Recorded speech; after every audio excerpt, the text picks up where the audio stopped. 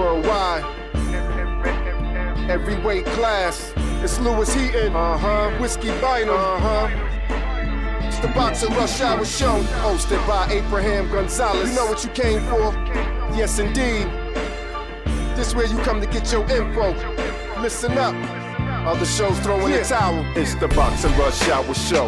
Let's go. In the ring we throw hands, octagon elbows. Analytical, critical commentary is necessary. A bevy of opinions, we heavy on the winning. This podcast is to break down the pay-per-view. For boxing purists, you'll let this man through. We rise right, surprise sight at the prize fight. Hands taped up and gloves tied tight. Ring the bell, want some, get some. Let the chips pour where they may. Work the George from. All right. Thank you for tuning in to the Boxing Rush Hour Show. I have some exciting news. I'm thrilled to announce my partnership with BetStamp and Sign Up Expert, opening up an incredible opportunity for you to join some of my favorite sports books. With the packed boxing schedule coming up, there's no better time than now to get started. Head over to my dedicated page at signupexpert.com/fightsatw to explore a selection of sports books tailored to your region, each with unique offerings. If you're ready to take your sports betting to the next level and show some love for my brand, I highly recommend signing up for your next sports book through my Sign Up Expert link. You can easily find it in the description below. Okay. All right. Thanks. Hey, Caleb, how you doing? Doing good, man. How are you? Good. Revenge tour it is. Seems like that's one of the hottest things out right now. Yeah, after dropping the brand, basically right before the Durrell fight, or right after the Durrell fight, people have really taken to it and, shown it a lot of support. And, I think the biggest difference in Revenge Tour and maybe some of the merch that other fighters sell is, it's its own brand. It's a lifestyle brand. It's not just, Caleb Plant merch. It's something you can wear to dinner, wear to the club. You can be fly wherever. So. Yeah, and I was gonna ask you about that later on, but I saw the shirt, and I was gonna ask you now. Did it catch you by surprise that the demand for the merch is so high? And what does the Revenge Tour for you mean in 2024? I mean, maybe a little bit by surprise how quick it's taken off, and how much support it's gotten, and how fast it sells out every time we drop. And I think people gravitate towards it because I feel like they know that it's a genuine life that I've lived. I'm not just saying it, I'm not just talking about it, but I've literally lived the life of getting my revenge on life. And, it sounds negative when you first think of revenge, but we all come, or a lot of us come from a place where we didn't have very much growing up. And, we wanted more for ourselves. We wanted to go out into the world and try and, get revenge on the fact that we didn't have much, or all the times we've been told no, all the times we've said, been told we weren't good enough or couldn't accomplish something. And then on top of that, just all of the trials that life throws at you. If you know my story, obviously, things I've been through, and we've all been through things. And for life to hand us that, but, for us to keep our nose down and just keep grinding, keep putting one foot in front of the other until one day you look up and, you live in a nice house, or you're accomplishing the things you want to accomplish and getting where you're trying to get headed. That's what revenge is about. So. That's right. And that's a perfect segue into actually my first question, where I was talking about before the Uzcategui fight in 2019, you had 17 fights. Some of them were on Fox Sports 1. Hey, listen, I'm not going to be here in front of you and lie to you and tell you that I wasn't a little critical about some of those performances, because it felt like you could have been better, and whether it was the opposition or whatever the case may be, it just didn't happen. But once you won the world title, it felt like things just took off for you, both in and out of the ring. I think the same day you got engaged, I believe it was, because I was there at the Sony theater. Did you feel the same way, that things took a turn for the better once the title came into play, and that fight specifically? Because it seemed like it almost like you was carrying something, and then once you won the title, it was like it all came off. Yeah, I mean, even, 2017, I won Prospect of the Year, so I was still, doing good and undefeated, had, quite a few knockouts. But after winning the world title, uh, I wanted to do that for Aaliyah. That was a promise I made to her. I feel like maybe like a weight was lifted off my shoulders because that just really meant so much to me. And while it was giving me fuel, maybe at the same time it was putting pressure on me too. And so, I've heard from other coaches, after you win a world title, a fighter's confidence goes up. And, I definitely felt that. And, just going on a roll since then. Obviously, I lost it to Canelo. And that's when I really thought, like, man, I need to get on my revenge tour and, go from place to place, stop to stop until, maybe one day me and Canelo can run it back. I can right that wrong. Obviously, I'm not focused on that right now because I got a big fight in front of me. But yeah, I feel like it kind of lifted a weight off my shoulders, being able to fulfill that promise and, you know, move on. Yeah, and now the last 2 years, you've been a one fight a year fighter. This last one's coming off of 18 months, if I'm not mistaken, by the time you step in the ring. Was it due to like inactivity because of personal stuff that you had going on, or fights that just didn't materialize, or a little bit of both? Well, I think it just took a little bit of time with PBC locking in the new deal that they have. And so, I'm not the only fighter who's had to deal with that and do that. So I've really just was focused on the things I can control. There's no sense in focusing on things that we have no control over. So, focusing on things like what's my attitude every day, me going to the gym and getting better, me making sure I'm keeping my weight in check, going to physical therapy every week, working with my massage therapist every week. Uh, the list goes on and on. And just focusing on the things I can control and knowing eventually my time will come. And when it does, I need to make sure I'm in the right spot and that I'm prepared. So, That's right. And then since the Canelo fight, more fans, there's been an abundance of fans that are now interested even more in seeing you fight. Now, with the recent issues of fighters trying to provoke you in public and you trying to be in the public so that people can see you and talk to you and engage with you, like how hard is it for you to try to balance that now? Because you have you're trying to raise your profile, but then at the same time you got some idiots that try to provoke you in a way.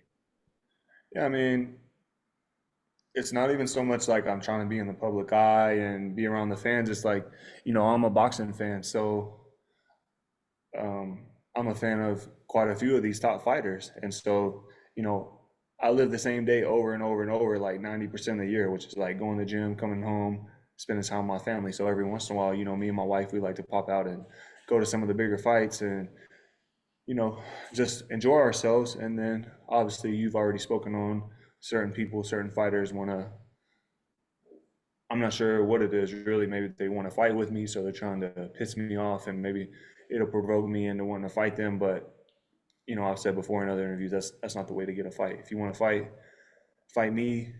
Go get your buzz up, go raise your value, get a couple fights, get put in the rankings, and you can ask any boxing fan in the world. I'm not hard to make a fight with. But it doesn't bother me. I'm gonna keep popping out and with my wife going to these fights, and you know, I can't control how other people act. I can just control how I act, and that's all I got to say about that, really. Yeah. And then so you're fighting Trevor McCumbee, undefeated. He wants to be taken seriously, hasn't really fought anybody on your level. Is it hard for you to get up for a fighter like that since his resume isn't as good as yours? No, no, no, because that would be me focusing on him and what he has going on, and I'm focused on me and what I have going on, and this is a big fight. WBA interim title is on the line. He's undefeated. A fighter who's undefeated wants to stay that way. Like you said, he wants to be taken seriously, and this is his big moment. And I remember what it felt like for me in my first big moment against Jose Uskotsky, and the amount of motivation I had, the pressure and the weight on my shoulders of wanting to perform well and prove myself. So I'd be a fool to make a mistake by underestimating him and focusing on who I want to fight next and what I want to do next. A million fighters have done that, and I say this all the time, but it's it's happened a million times in boxing. You know, I don't want to be a million and one. So I'm focused on them. I'm taking them serious.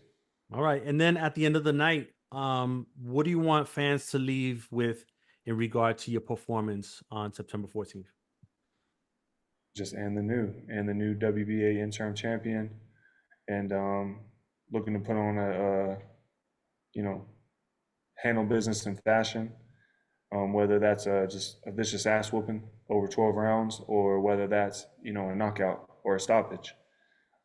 Either way, I just want people, you know, I don't want, but people will be walking away saying that's a bad boy right there. All right. Listen, Caleb, I appreciate your time and I wish you the best of luck on September 14th. Oh man, thank you. Okay. Danny, what's up, man? How you doing?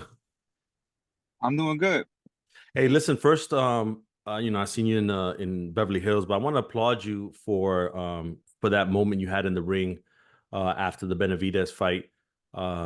Because that took a lot of guts, and there's a ton of people that will be better for it because you did that in person. So I just want to tell you that.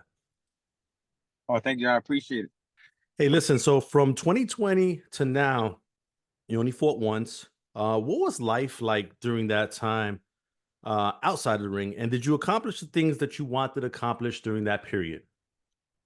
Absolutely. I had 2 more kids, so nothing better than that. You know, I had my daughter Palace and my boy Danny Garcia. So I had 2 kids. You know, I started my own boxing promotion. You know, always looking for new business ventures, meeting new people, traveling the world. So I definitely, you know, still busy and just waiting for me to get my time to fight again. But I was definitely busy. I just wasn't sitting around. For sure. The Lara fight seemed like this was the fight that kept on being quote unquote made, and then it just never happened for one reason or the other. Was there a point where you said in your mind, if it doesn't happen by X date, that's it, I'm moving on to something else? Yeah, definitely. You know, I actually felt like if I didn't fight this year, I was maybe I just probably wasn't gonna fight no more. You know, because I didn't want to come off like more than 2 years and fight. So that was my mindset. I said, look, if I don't fight this year, then maybe I just not gonna probably just think about retiring. But you know, but I still had the fight in me. I still want to fight a lot, but I just didn't want to keep waiting. Yeah. Yeah, no doubt. Um, Out of all the businesses that you're in, I know I've seen the gym, the barbershops, the apartments, and all that. Now the promotion. Which one has your attention the most before eventually transitioning into a full promoter mode later on? I like all of them. You know, they all have the good and bad to it. You know, like the real estate is good because, you know, it's steady income, but you got to keep up with it.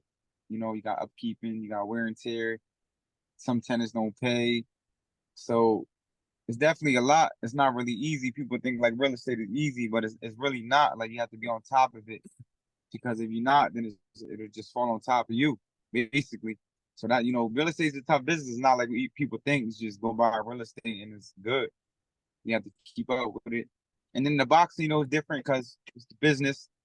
It's hard negotiating with fighters and dealing with family members and trainers and people who think they know it all. So it's definitely good and bad, but the good part is, you know, you're giving the young guys a platform, you're motivating them, and you're building careers. So it's definitely good and bad to everything. Yeah, no doubt. Now, listen, you're 36. I know a lot has been made of that. Been in the game for a while, 17 years. Now the physical part. So, look, I just finished doing 25 years in the Marine Corps. I know that there's times where you get to that 15, 16-year part, and you're like, it gets harder to wake up in the morning and do things and do it to the extent that you want to. When you started your camp early on, were there moments that you caught yourself like maybe shortening a workout or something and not going as hard, then realizing after, oh shit, like I need to step it up a little more? Yeah, you definitely got to ease your way into it. I would say definitely recovery takes longer. Like before, I just work out hard and spar 10 rounds the next day. I feel I could do another 10. So definitely now you gotta take your ice baths, you gotta do your stretches, you gotta eat the right foods and make sure that you recovering because that's the most important thing. but everything else is still the same. You know, like the skills, the speed, the power, everything's still there. I would say the only thing that really changed is just the recovery. It takes a little bit longer to recover, so you got to make sure that you do that extra, so you can recover and perform at a high level. All right, and then you know, there's a lot of people that are still heavily interested in Danny Garcia within the Latin community. People were still excited to see you fight and be out there. When you hear stuff like that, what's your immediate reaction to that? When that people, even at this point, 2024, they're still wanting to tune into Danny Garcia.